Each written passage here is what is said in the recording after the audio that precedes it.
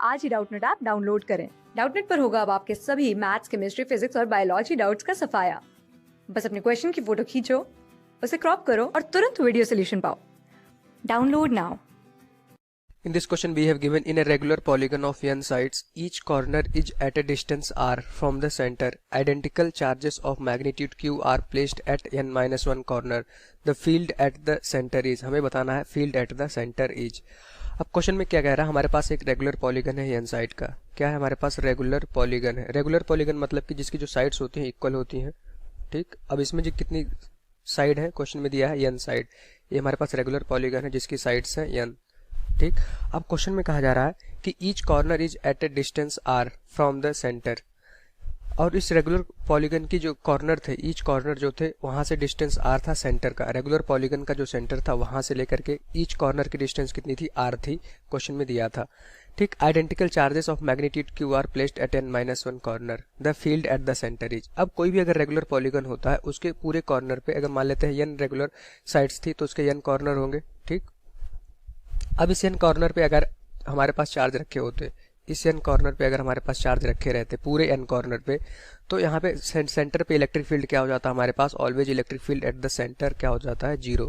क्यों हो जाता है? क्योंकि सारे चार्ज अगर इक्वल मैग्नीट्यूड के हैं, क्योंकि क्वेश्चन में दिया मैग्नीट्यूड क्या है? Capital Q।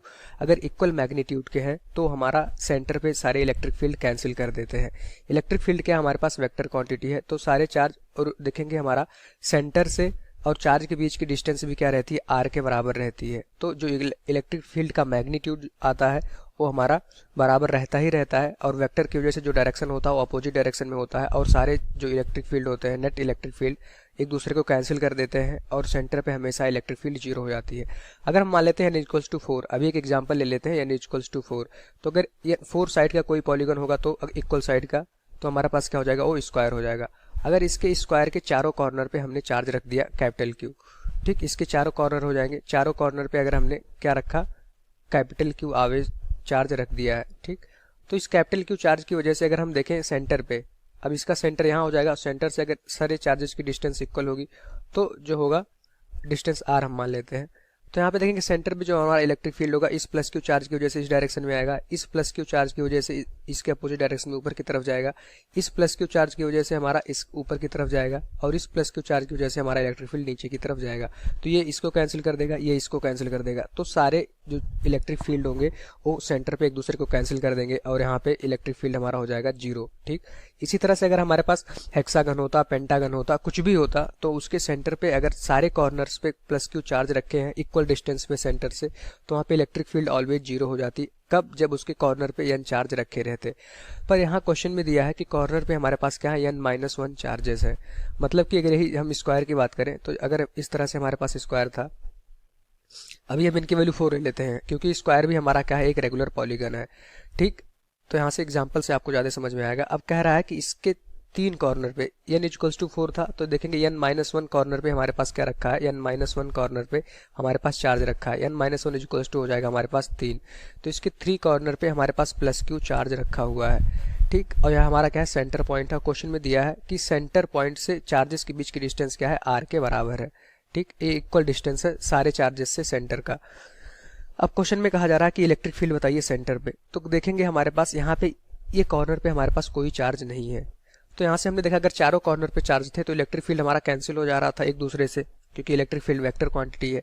देखेंगे हम मान लेते हैं हमारे पास ये 1 था, ये 2 था, ये हमारे पास 3 था।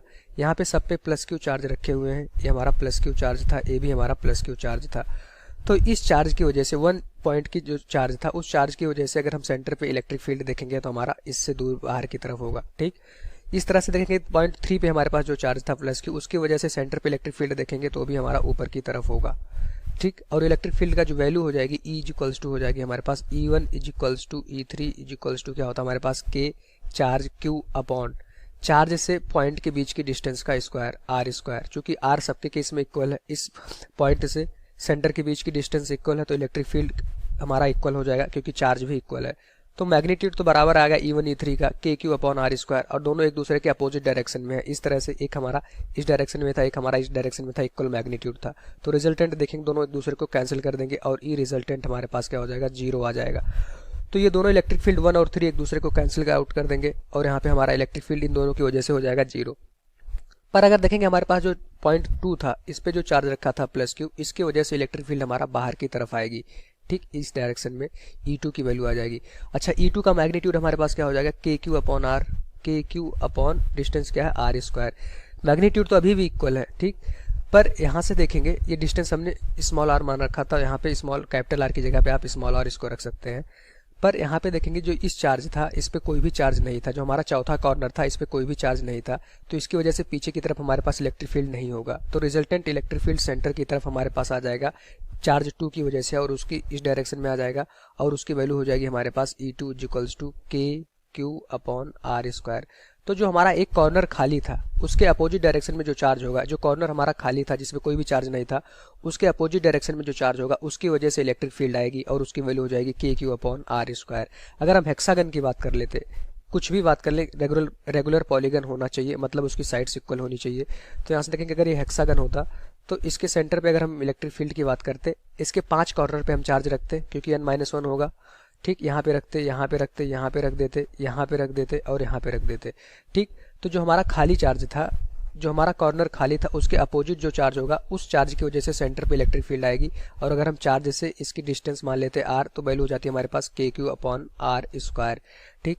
अगर देखते इस चार्ज की वजह से यहाँ पे इलेक्ट्रिक फील्ड इस डायरेक्शन में आती, क्योंकि पॉजिटिव चार्ज था तो इलेक्ट्रिक फील्ड दूर की तरफ होगी, और डिस्टेंस अभी सारे चार्ज से सेंटर की इक्वल ही होती है, ठीक।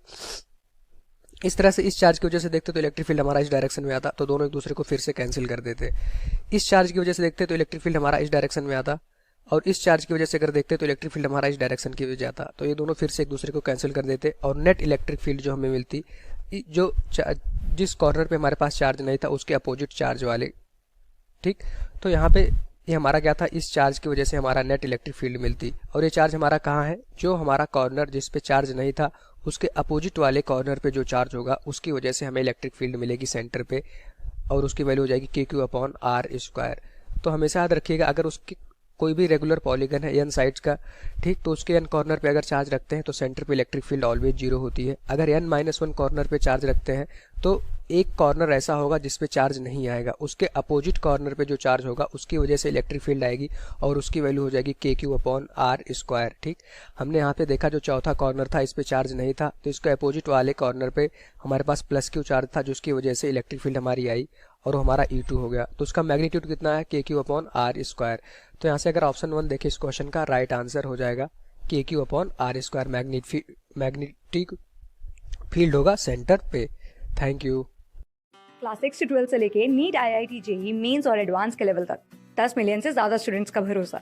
आज ही डाउनलोड करें डाउटनेट ऐप या व्हाट्सएप कीजिए अपने डाउट्स 8400 400 400 पर।